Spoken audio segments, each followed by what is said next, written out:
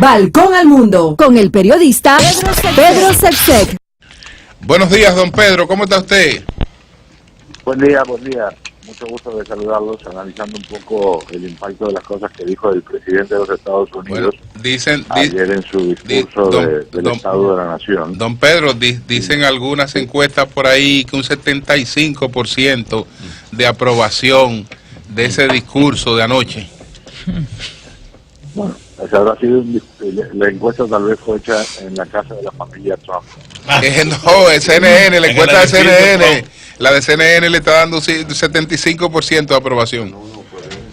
De verdad, me sorprende porque hay una serie de cosas ahí que incluyen datos que no son ciertos, incluyen algunos elementos que apuntan en dirección opuesta a esa búsqueda de compasión y de hacer las cosas con amor que mencionó.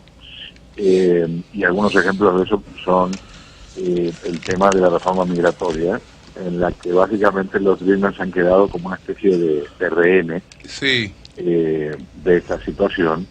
La insistencia con el tema del muro y de poner dinero para el muro, datos vinculados a la economía. Por cierto, la economía le va bien. No le fue tan bien como había pronosticado el presidente, pero le va bien. Y el desempleo ha bajado notablemente. Pero él dice algunas cosas que no son ciertas. Por ejemplo, con la reforma de impuestos, que sí efectivamente hace que la mayoría de la gente reciba más dinero en sus cheques de pago. Pero él dice que la reforma de impuestos más grande de la historia es el presidente de los Estados Unidos frente al Congreso. Eso no es cierto. Hay varios estudios que dicen que en orden de impacto, de tamaño, la reforma está en el lugar número 8 en la historia de los Estados Unidos.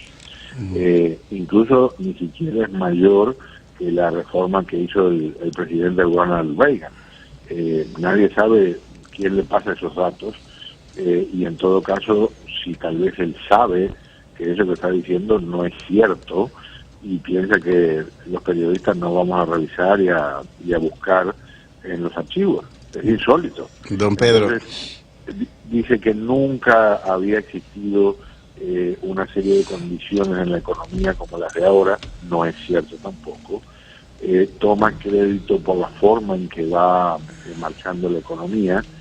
Para que tengan una idea, en el año 2016 se crearon más empleos que en el 2017. Y en el 2016, ¿quién era presidente? No era el señor Trump, pero el señor Barack Obama. Así que hay una serie de cosas ahí que de verdad, por lo menos a mí me molestan. Y por otro lado hay cosas positivas. Esa idea de la infraestructura y de construir va a generar empleos, y al mismo tiempo la preocupación de dónde va a salir el dinero sin crear más deuda. Don Pedro, hay dos datos que quiero preguntarle a ese respecto, a lo que planteó el presidente Trump. Ayer salió un informe que muestra el gran deterioro de la infraestructura, sobre todo la infraestructura viales en Estados Unidos. 227,000 puentes necesitan reconstrucción y reparación urgente, decía, la infraestructura incluso de transporte interurbano necesita una mega inversión.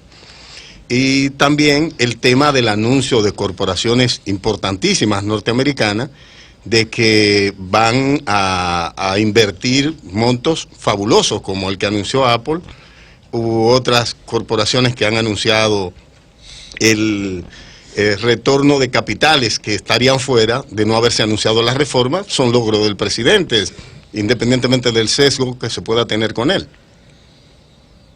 Bueno, hay varias cosas. Bueno, vamos por partes. Lo de la infraestructura, recién lo mencionaba, eso es una necesidad muy grande. Eso requeriría cerca de $2 billones, billones en español, trillions en inglés.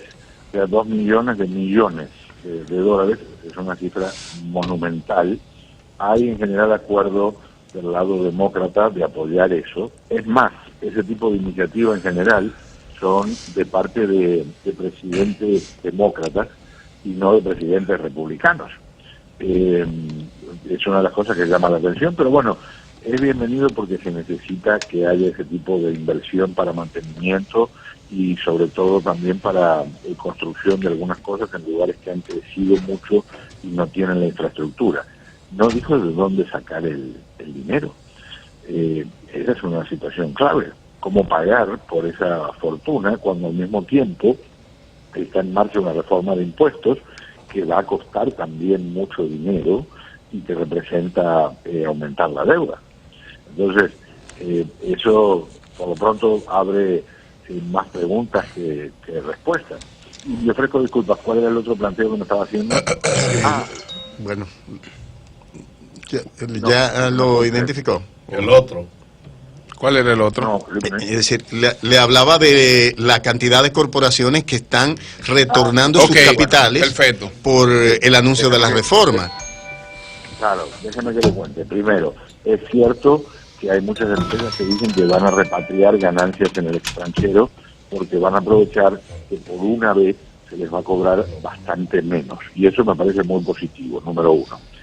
Número dos, él dijo que Apple, la mencionó específicamente, iba a invertir en Estados Unidos como consecuencia de esta reforma 350.000 millones de dólares y que iba a crear 20.000 empleos. Bueno, lo que no dijo es que aunque no existiera la reforma de impuestos, el plan de Apple, al que él hace referencia, en 10 años, de todas maneras, iba a invertir 280.000 millones de dólares.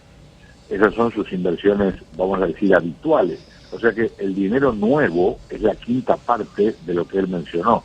Y la creación de 20.000 empleos, por supuesto es positiva, por supuesto es bienvenida.